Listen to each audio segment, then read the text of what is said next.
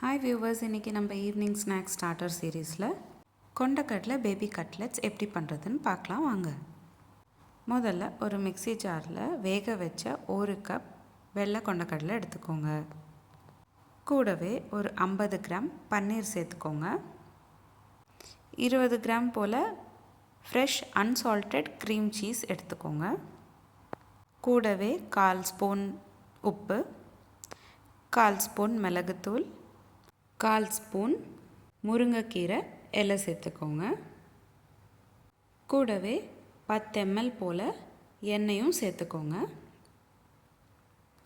எல்லாத்தையும் சேர்ந்து மிக்ஸி ஜாரில் அரைச்சிக்கிட்டு கட்லெட்ஸ் மாதிரி பண்ணிக்கோங்க. நான் சின்ன கட்லெட் ஷேப்பில் நான் பண்ணியிருக்கேன். தோசைக்கல் மேலே எல்லா கட்லெட்ஸும் சேர்த்துக்கிட்டு 2 பக்கமும் நல்லா வேக விடணும்.